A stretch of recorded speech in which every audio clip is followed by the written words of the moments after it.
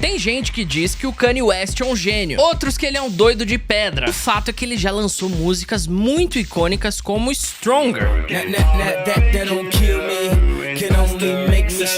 Mas recentemente o cara lançou umas músicas no mínimo de gosto duvidoso e talvez criminosas. I see good things about Hitler also. Antissemita, polêmico, extravagante, além de gênio. Como que essas características funcionam na mesma pessoa? Se você nunca entendeu por que algumas pessoas consideram o Kanye West um gênio, eu vou te mostrar aqui agora nesse vídeo. E principalmente, como que ele conseguiu implodir a própria carreira. Então pegue a sua coquinha gelada, desembale o seu dogão prensado, e hoje a gente vai falar da história do gênio mais amado e odiado do rap. O homem que rimou com a cara costurada, venceu uma guerra contra o 50 Cent, mas perdeu a cabeça quando foi traído pelo seu melhor amigo. Vai, Gislene! Traz o meu Yeezy da 25 de março, que hoje a gente vai falar da história do Ye. Em 23 de outubro de 2002, mais de 20 anos atrás e muito antes da fama do Kanye West, ele sofreu um acidente de carro gravíssimo que quase causou a sua morte. Ele estava saindo de um estúdio às 3 da manhã quando dormiu no volante e bateu feio. A porrada quebrou a mandíbula dele em 3 partes que precisaram de uma cirurgia para serem reconstruídas. Lá no hospital, todo arrebentado e com o maxilar fechado com fios, né, imobilizado, o Kanye West escreve a música que seria o seu primeiro hit como rapper.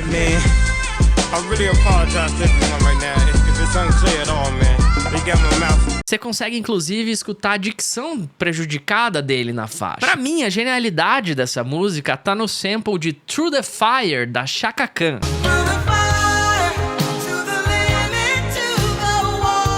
Só que tinha um probleminha. A Chaka não costumava liberar sample pra ninguém. Nem a história do o Kanye West quase morreu num acidente de carro, história triste, pá, nem isso convenceu os advogados. Mas aí que entra o destino. Os videomakers que tinham feito o clipe de Through the Wire costumavam fazer uns churrascos de domingo no Harlem, em Nova York. E a galerinha da música costumava aparecer também. E num desses churrascos, quem que aparece? O filho da Chaka Khan. Na hora os caras pensaram, né? Pô, mano, vamos mostrar o clipe pronto pro moleque? Vai que cola, né? E não é que colou? O moleque pirou. Falou, cara, posso levar isso aqui pra minha mãe ver? E os produtores, né? Os videomakers, pô, claro, velho. Pouco tempo depois, o sample tava liberado e o resto é história. Mas essa técnica de acelerar os vocais de soul ainda não era muito conhecida. O RZA, produtor, beatmaker do Wu-Tang Clan, foi um dos primeiros caras a usar isso.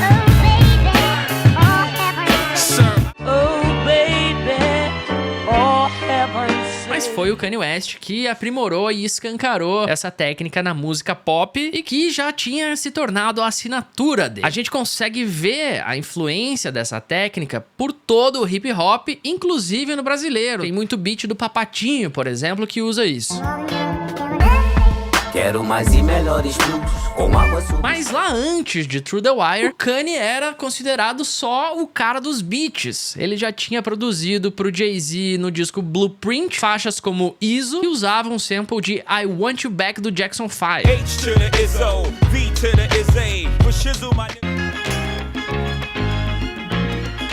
Mesmo assim, dentro da indústria do rap, do hip hop, ele ninguém acreditava muito que aquele nerd de polo rosa podia ser um MC. O mercado, na verdade, queria ainda os rappers gangsta, né? Falava de balada, corrente de ouro. Não queria ouvir frustração de estudante de classe média. Imagine, na época, o 50 Cent tinha acabado de lançar o aclamado Get Rich or Die Trying.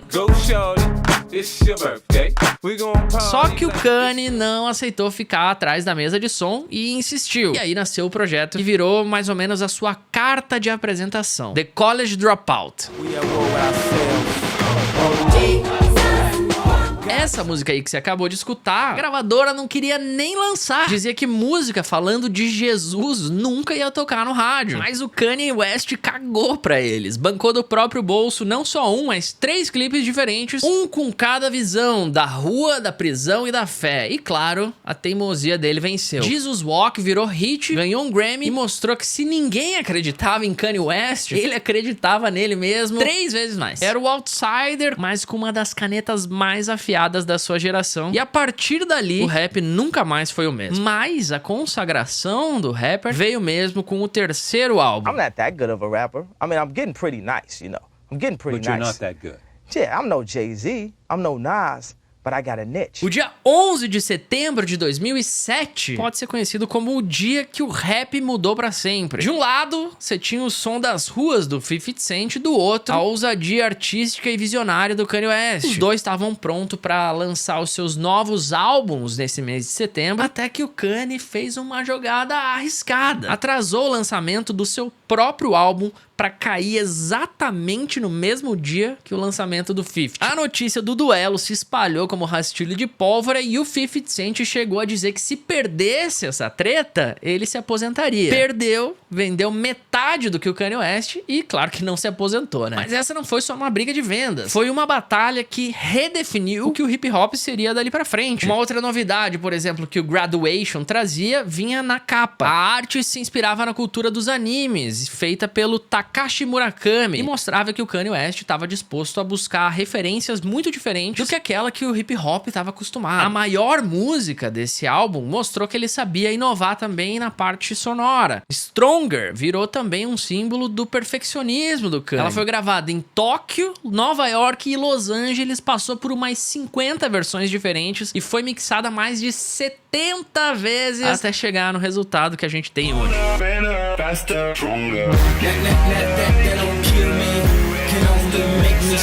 E ainda teve Homecoming com o Chris Martin, do Coldplay, nos vocais. O álbum estourou. Tudo funcionou. O anime, a música eletrônica, o rock britânico, Michael Jackson. Além de um produtor talentoso, o Kanye começa a se estabelecer como um dos maiores rappers da década. Mas logo depois do auge do Graduation, o mundo do Kanye West desmorona. Em novembro de 2007, a mãe dele falece. E isso vai se refletir no seu próximo disco.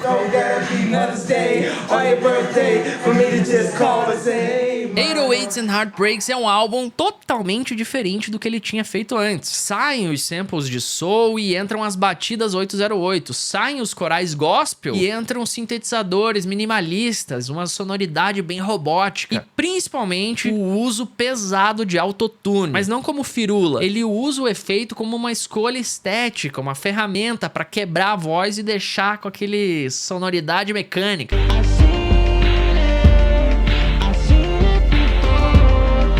O clipe dessa música também foi bem inovador, usando uma técnica chamada de data moshing. É tipo um glitch, assim, sabe? Em 2009 parecia erro do codec do vídeo, mas era um estilo que tava bem à frente do seu tempo, que mais pra frente ia influenciar artistas do pop, do rap e até a publicidade. E ainda tem Love Lockdown, talvez a faixa que melhor resume esse disco. Ele apresentou ela no VMA de 2008 e a crítica caiu matando em cima, o que fez o Kanye refazer a música inteira, do arranjo à mixagem, antes de lançar oficialmente. E foi a primeira vez que ele tratou uma faixa como beta teste, um conceito que ele ia repetir de novo depois no disco The Life of Pablo. Na época, a sonoridade foi completamente estranha pra muita gente, mas é desse disco que sai a base do rap melódico moderno, do emotional rap, o emo rap, e até da cena que geraria nomes como Juice WRLD e o Lil Peep.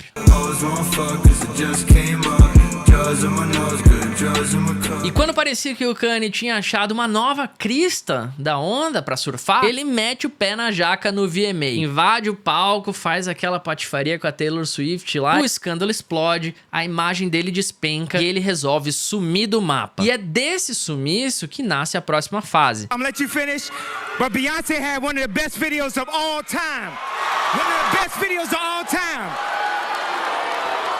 No Havaí, cercado por músicos talentosos, produtores e engenheiros, ele vai criar aquele que muita gente considera o seu maior trampo, My Beautiful Dark Twisted Fantasy. Gossip, nigga, just stop it. Everybody know I'm a motherfucking monster. Parece que o Kanye sempre se alimentou dessas controvérsias, né, desses altos e baixos, pra transformar isso em arte. Claro que isso tinha um preço pra saúde mental dele, mas a gente ia ver isso só mais pra frente. Aqui ainda não. Ele tava no auge da sua obsessão criativa. E aí ele chama meio mundo pro estúdio, Nicki Minaj, Bon Iver, Pusha T, Elton John, Rihanna, e começa a controlar cada detalhe da produção. Por exemplo, todo mundo tinha que vestir terno preto e camisa branca. E ele chegou a colar na parede essas mensagens que você tá vendo aqui na tela, que eu dou um destaque pra sem chapéus hipster e sem violão no estúdio. O resultado desse perfeccionismo foi um dos álbuns mais aclamados e mais caros da história da música. Em Power, por exemplo, o Kanye usa um sample bem improvável do King Crimson, uma banda de rock progressivo da Inglaterra.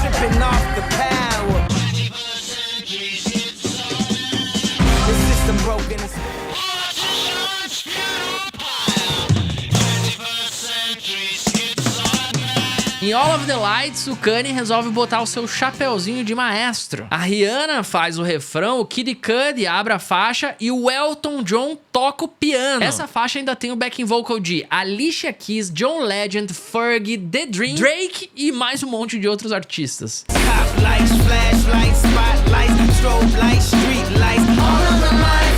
E aí a gente chega na obra-prima dele, Runaway, uma faixa com 9 minutos, que não é só uma música, é verdadeiro rap progressivo, uma coisa bem experimental. E muita gente acha que é a melhor coisa que ele já fez na carreira. Runaway as fast as you can. 24/7. O arranjo mistura pop, R&B, trip hop, art rock, rap e no final vem uma catarse de 3 minutos de voz distorcida no vocoder. Não dá pra entender nada do que ele tá falando, né? Mas dá pra você sentir a pressão.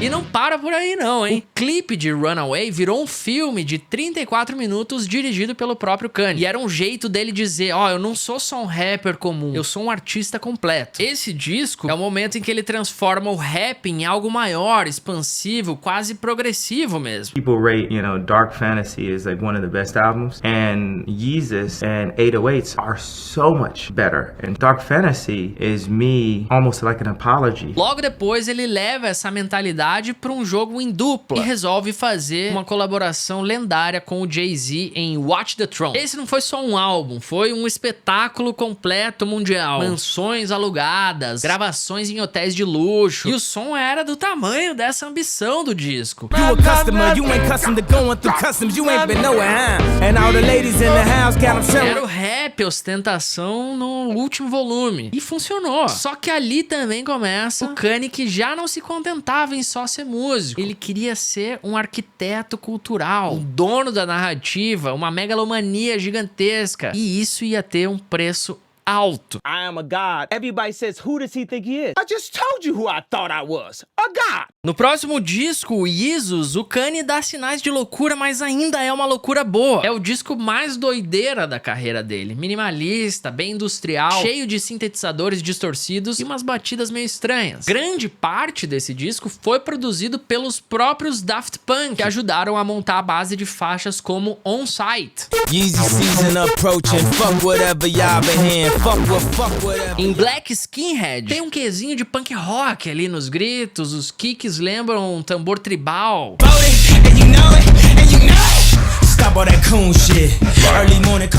Foi aqui que ele cravou que o rap poderia soar como rock industrial. A turnê desse disco foi um espetáculo à parte. Ele criou um palco com uma montanha gigantesca, uma passarela que parecia um iceberg, usou aquelas máscaras icônicas, era tudo gigante e uma metáfora visual da jornada dele. Só que é bem depois desse disco que começam os primeiros sinais de desgaste da saúde mental do cabra. Depois do terremoto que foi Yeezus, ele lança em 2016 The Life of Pablo, que talvez seja o último disco realmente inventivo dele. É bagunçado ali, mas tem seu brilho. Imagina só, ele lançou um álbum e continuou mexendo, remixando, adicionando partes. Aí ficou um negócio meio, né, ué, se acabou isso aqui mesmo? Ultra Light Beam é um ponto alto que abre como uma missa gospel, com o Chance the Rapper no auge.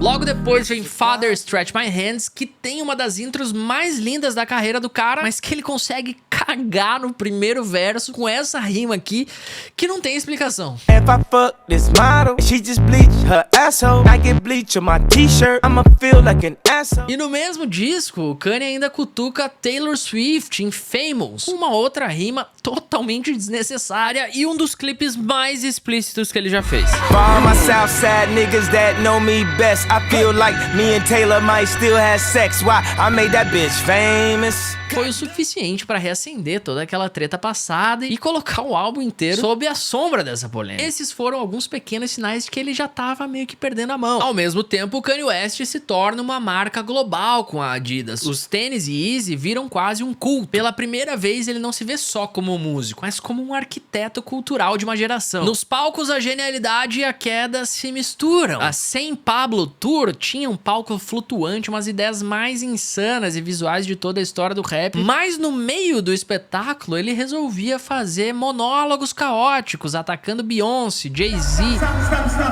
Hey, radio, fuck you. Google, lied to you. Facebook, lied to you. This is a moment in the Matrix, bro. Até que um dia é internado por exaustão e problemas de saúde mental. Só que aí vem uma facada que ele nunca conseguiu superar. Em 2018, Virgil Abloh, seu braço direito, o cara que fazia os designs de roupa com ele, é nomeado diretor artístico da Louis Vuitton. É a maior vitória para um designer negro na moda de luxo, mas era exatamente o emprego que o Kanye queria. E isso se torna a maior derrota pessoal para ele. E daqui pra frente é só pra trás. Enquanto a música perdia força, ele começava a dar alguns surtos inexplicáveis nas redes sociais, criando polêmicas cada vez mais sombrias. Em 2018, ele lança um single chamado Lift Yourself, que tem um comecinho que promete, com um sample de soul super bonito, mas aí no refrão ele me manda um verso que virou piada instantânea na internet. Whoop-de-scoop, scoop-de-whoop, whoop-de-scoop-de-poop.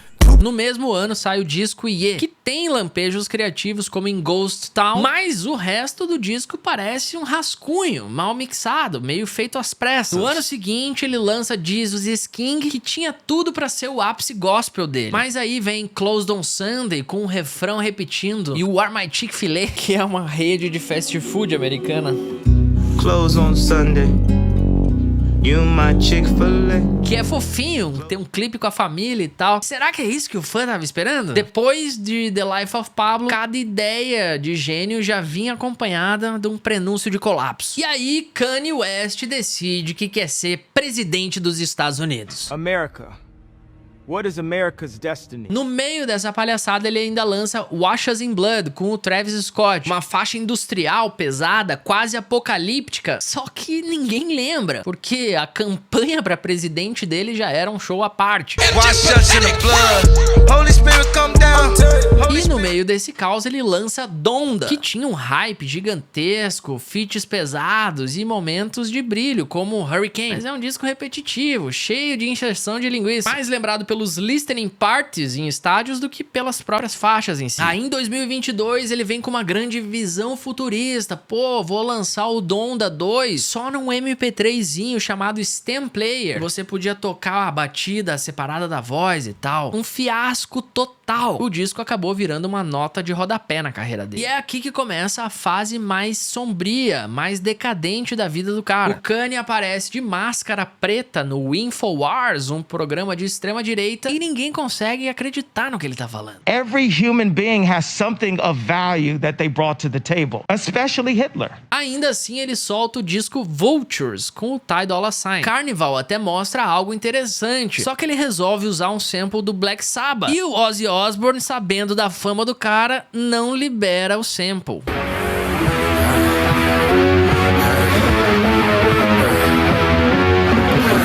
Game of Thrones. Tem uma outra polêmica dessa faixa um pouco mais séria. Ela tem a participação da torcida Curva Nord, os ultras da Inter de Milão. E eles não são seus hooligans quaisquer. A torcida tem uma intensa ligação com a máfia italiana. Era o Kanye transformando o símbolo do rock, do hooliganismo, crime organizado em estética de rap. Só que nesse ponto já não dava mais pra separar a música da pessoa tóxica. E quando parecia que ele tinha chegado no fundo do poço, Kanye pega uma pá e cava mais um pouquinho. Em 2025, lança o projeto In a Perfect World, que é uma das coisas mais absurdas e patéticas que eu já ouvi. Das faixas que já saíram, tem WW3, né, World War III, que eu coloquei lá no começo do vídeo, e uma outra que não é nem controversa, é pura e simplesmente criminosa. Não sei nem se dá pra falar esse nome aqui sem ter o vídeo bloqueado. Eu vou colocar a música aqui, vou censurar as partes sensíveis, pra você não precisar ir buscar ela. So I became a Nazi, yeah, bitch,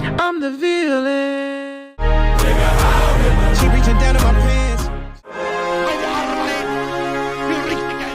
Lembrando que essa música não foi lançada oficialmente porque ela foi banida de todas as plataformas, claro, né? No Twitter do Elon Musk ainda ficou um tempo e viralizou rapidamente. É tão surreal, mas tão surreal, que em tempos de inteligência artificial eu tive que conferir 2, 3, 5 vezes pra ver se não era fake. Mas não, é real. A Austrália revogou o visto do Kanye West depois dessa música. O bicho pegou mesmo. E aqui a gente já entra num terreno que não é mais provocação artística ou choque calculado. Não, o cara que mostrou pro mundo que o rap podia ser gospel, eletrônico, progressivo e pop ao mesmo tempo, fez a incrível Through the Wire, rimando com a mandíbula quebrada. Runaway, uma das maiores músicas do século. E Isus, que é o meu disco favorito dele, agora tá se prestando a esse papelão aí. De arquiteto cultural de uma geração ao arquiteto da própria ruína. Então, meus queridos, fiquemos com Kanye West e esqueçamos desse novo Ye aí. Descanse em paz, Kanye West. É isso, se você curtiu esse vídeo, comenta aqui embaixo, sugira pautas, eu tô numa fase nova aqui desse canal, testando alguns formatos novos, seria interessante o seu feedback. Enquanto isso, aqui do lado na minha cabeça, tem outros vídeos que você pode curtir, ou se tiver a fim de escutar uma playlist desse vídeo, o link tá aqui embaixo também. Um beijo no seu coração, até o próximo vídeo. Tchau!